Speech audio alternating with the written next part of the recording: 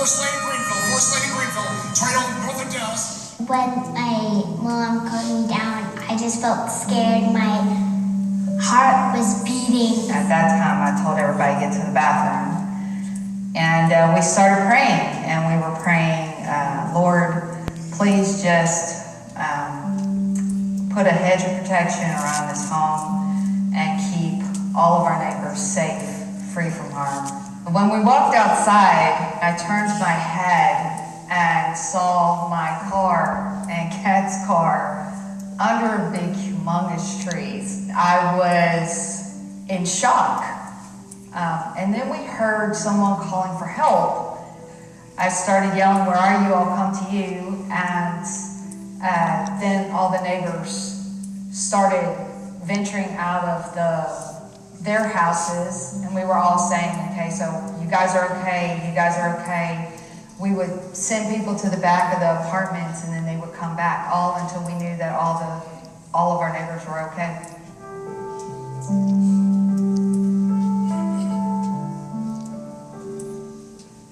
The church, the next morning, I had overwhelming amount of text messages from everyone at the church asking if we were okay. And you were so patient, the church was so patient, because I didn't know at that point what I needed.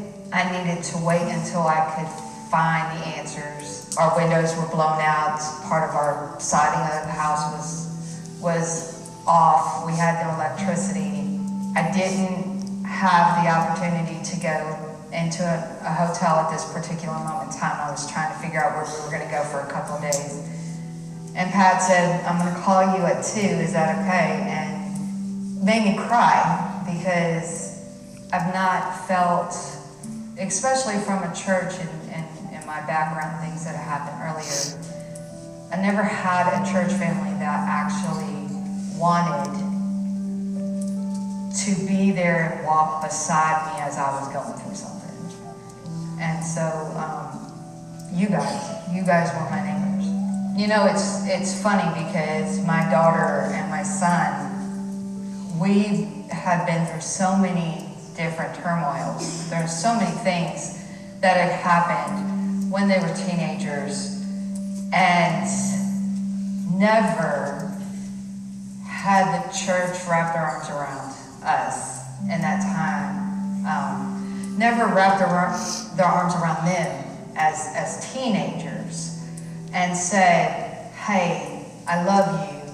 You're going to be okay. We're going to walk this walk with you, and we're going to help you any way that we can," whether it's emotionally, financially, putting us up in a hotel like you guys did. No one ever said that to them, and they have felt so much love. It's just amazing what people stepped up to help get us through this last week.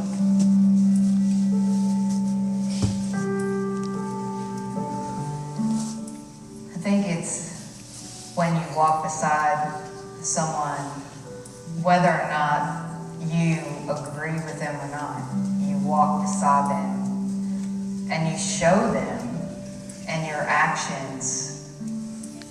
You don't judge them.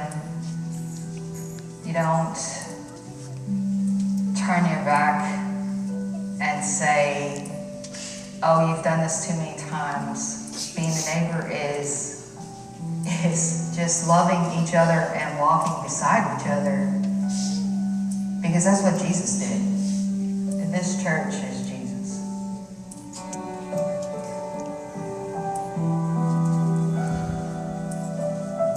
The challenge would be to do that all the time, to be that neighbor that can step in at a moment, whether it's listening, helping with homework, taking a meal over to someone, or just sitting with someone who's sick, to get out of your comfort zone and to step up every day.